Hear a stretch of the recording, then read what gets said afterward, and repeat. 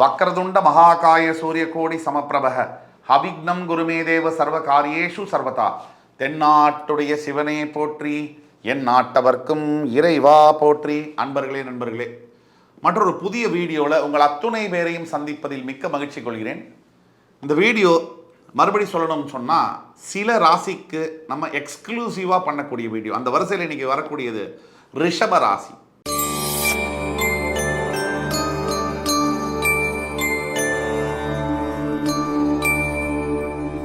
பத்தொன்பது ஆண்டுகளுக்கு பிறகு உயர்வு பெறும் ரிஷபராசி. ரிஷபம் என்பது சிவபெருமானுடைய வாகனம். இந்த ரிஷபத்திற்கு சில யூனிக் குவாலிட்டிஸ் உண்டு. பாரம் தாங்குவது, பலு தூக்குவது. அதை போன்றே ரிஷபராசி அன்பர்களும் அடுத்தவர்களுடைய பாரத்தை தன் தலையில் போட்டு தூக்கக்கூடியவர்கள். காலபுருஷனின் இரண்டாம் வீடு ரிஷபம்னு சொல்றோம். அதாவது மேஷத்துக்கு அடுத்தபடியான ராசி. இந்த ரிஷபத்தில் சுக்கிர பகவான் ஆட்சி பெறுவார், சந்திர பகவான் உச்சம் பெறுவார். சந்திர பிம்ப வதனம் அப்படின்றத நம்ம எதுக்கு ஒப்பிடுவோம் சொன்னால் முக அழகிற்கும் வசீகரத்திற்கும் ஒப்பிடுவோம். பொதுவாக ரிஷபராசியில் பிறந்த பெண்களாக இருக்கட்டும் ஆண்களாக இருக்கட்டும் அடுத்தவர்களை கவரக்கூடிய தன்மையை பெற்றிருப்பார்கள். எப்படின்னு சொன்னீங்கன்னா முகம் இவங்களுக்கு பளிர்னு இருக்கும். ஒரு நிலா பார்த்தா எப்படி ஒளிச்சம், அதாவது அந்த இருட்டில் கூட ஒளி விட்டு மின்னக்கூடியது மாதிரி அவங்களுடைய முகமும் அவ்வளவு அழகாக இருக்கும். அதுதான் சந்திரன் உச்சம் பெறுவதனால். பொதுவாக சில ரிஷபராசி அன்பர்களுக்கு விதிவிலக்காக கூட இருக்கலாம். ஆனால் பொதுவில் ரிஷபராசின்னு சொன்னாலே முக அழகு வசீகரம் என்பது கூடவே பிறக்கும். ஆக அதே மாதிரி சுக்கிரனும் ஆட்சி சந்திரனும் உச்சம்னா காதல் வராமல் இருக்குமா? இப்போ ரிஷபராசி அன்பர்களுக்கு என்ன பிரச்சனை?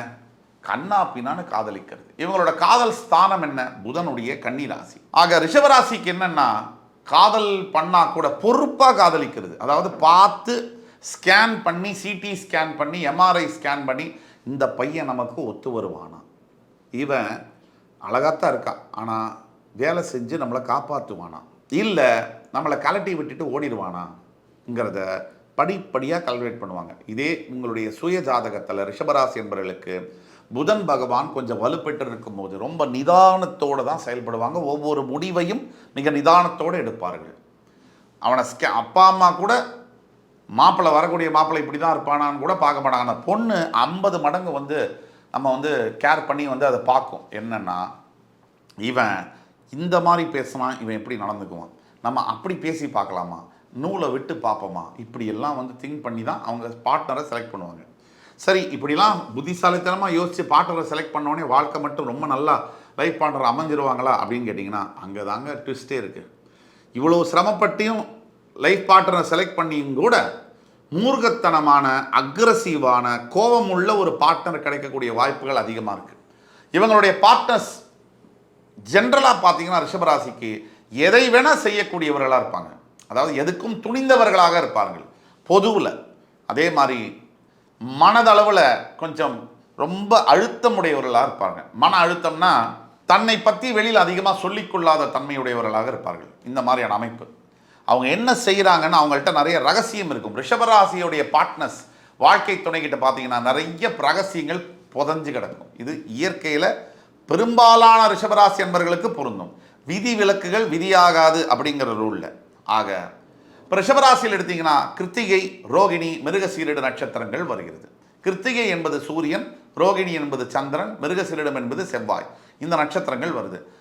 சுக்கிரனுடைய வீட்டில் சூரிய, சந்திர, செவ்வாய் நட்சத்திரங்கள். இப்போ 19 ஆண்டுகளுக்கு பிறகுன்னு நம்ம ஏன் சொல்கிறோம்னா சராசரியாக கிருத்திகை நட்சத்திரம் 2ஆம் பாதத்தில் பிறக்கக்கூடிய ரிஷபராசி அன்பர்களுக்கு கிட்டத்தட்ட இந்த சூரியன், சந்திரன், செவ்வாய் திசையெல்லாம் முடிஞ்சு ராகு திசைக்குள்ளே வரும்போது கிட்டத்தட்ட ஒரு 19க்கு மேலே, 19 வயசுக்கு மேலே, 22, 23 வயசுக்குள்ள இந்த ராகு திசை என்பது ஆரம்பிக்கும் போது போடுன்னு போடும். கரெக்டான நேரம். உங்கள் ஜாதகத்தில் நல்லா கவனித்து கொள்ளுங்கள் ரிஷபராசி அன்பர்களே, என் அன்பினும் மேலான ரிஷபராசி அன்பர்களே. இந்த ராகு திசையானது நீங்கள் 23 வயசுக்குள்ளே அடியெடுத்து வைக்கும் போது ராகு திசை உங்களுக்கு வருதுன்னு வச்சுக்கோங்க. உங்களுக்கு உங்கள் சுய ஜாதகத்தில் அந்த ராகு மேஷம், ரிஷபம், கடகம், கன்னி, மகரம். மேஷம், ரிஷபம், கடகம், கன்னி, மகரம். இந்த 5 இடத்துல அவர் உட்காந்துருக்காருன்னு வச்சுக்கோங்க. அந்த ராகுவானவர் உங்களுக்கு திசையை நடத்த போகிறாரு. அந்த ராகு மேலே குரு பார்வையும் விழுந்திருக்குன்னு வச்சுக்கோங்க. குரு கூட இருக்கக்கூடாது. நல்லா கவனிச்சுக்குங்க. குரு கூட இருக்கக்கூடாதுங்க. குருவுடைய 5, 7, 9ஆம் பார்வைகள் உங்கள் ஜனன ஜாதகத்தில் இருக்கக்கூடிய ராகு மேலே விழுது.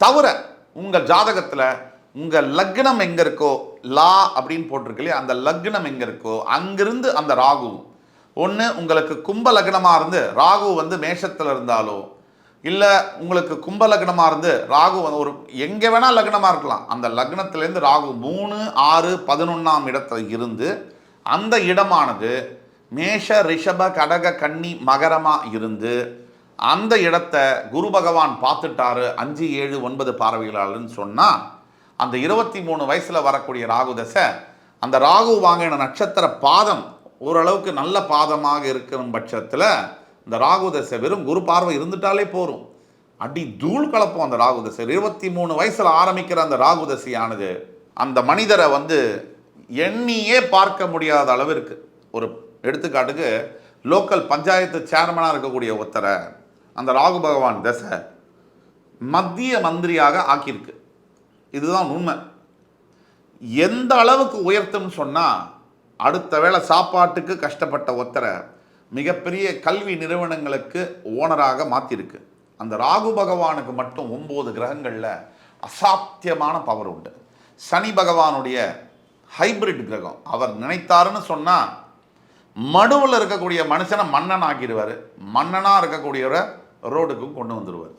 இந்த ராகு பகவானுக்கு எக்ஸ்ட்ராடினரி பவர் உண்டு. அதனால தான் சொல்கிறேன், நீங்கள் ரிஷபராசியில் பிறந்திருக்கிறீங்க அப்படின்னா உங்களுக்கு தோராயமாக ஒரு 25 வயசு ஆகுதுன்னா ராகு தசை தான் நடக்கணும்.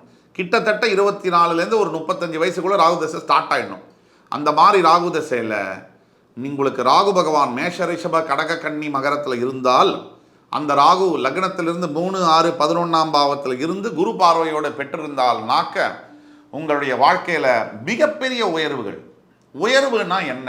வெளி சமுதாயத்திற்கும் தோற்றத்திற்கும் உயர்வு என்பது நம்ம வச்சிருக்கக்கூடிய பணம், நம்ம வச்சிருக்கக்கூடிய பைசா, நம்ம வச்சிருக்கக்கூடிய பங்களா, நம்ம போடக்கூடிய ட்ரெஸ்ஸு, நம்ம கட்டக்கூடிய வாட்சு. ஆனால் உண்மையிலே எது உயர்வு? உண்மையான உயர்வை ராகு கொடுக்க மாட்டார். உண்மையிலே எது உயர்வுனா மனிதனுடைய பண்புகளில் உயர்வு, குணாதிசயங்களில் உயர்வு, நம்ம மற்றவங்கள்ட்ட நடந்துக்கிற விதத்தில் உயர்வு, நம்மளுடைய எண்ணங்களில் உயர்வு. இந்த மாதிரியான உயர்வுகளை ராகு கொடுக்க மாட்டார். ராகு ஒரு முழு பாவகிரகம். ஆனால் லௌகீக வாழ்க்கை, மெட்டீரியலிஸ்டிக் லைஃப்பில் ராகு பகவான் உங்களுக்கு அசாத்தியமான பணத்தை கொடுப்பார். பெரும்பாலான சமயங்களில் ராகு பகவான் குரு பார்வை இல்லாமல் இந்த யோகம் கிடைக்க பெற்றால் இல்லீகலான வழிகளில் இந்த பணம் வந்து சேரும். அதே குரு பார்வையுடன் லக்னத்தோட 3, 6, 11, 12ஆம் பாவங்களிலும் ராகு இருந்து அந்த இடமானது மேஷ, ரிஷப, கடக, கன்னி, மகரமாக இருந்தால் அந்த ராகு பகவான் கொடுக்கக்கூடிய யோகமானது விண்ணை பிளந்து கொண்டு கொடுக்கக்கூடிய அளவிற்கு நல்ல யோகமாக இருக்கும். நல்ல வழியில் பணம் வரும். இவ்வளவுதான் வித்தியாசம். ராகு பகவான் சாதாரண மக்களை மிகப்பெரிய உயரத்துக்கு எடுத்து போகக்கூடிய ஒரே கிரகம் 9 கிரகத்தில். ஆக ராகு பகவானை வழிபட்டு திருநாகேஸ்வரம் சென்று ரிஷபராசி என்பர்களே, உங்களுடைய ஜாதகத்தில் உங்களுடைய எதிர்காலம் என்னவென்று உங்களுக்கு சந்தேகம் இருக்குன்னு சொன்னால் கீழே கொடுக்கப்பட்டுள்ள வாட்ஸ்அப் நம்பரில் எங்களை தொடர்பு கொண்டு கான்டாக்ட் பண்ணுங்கள்.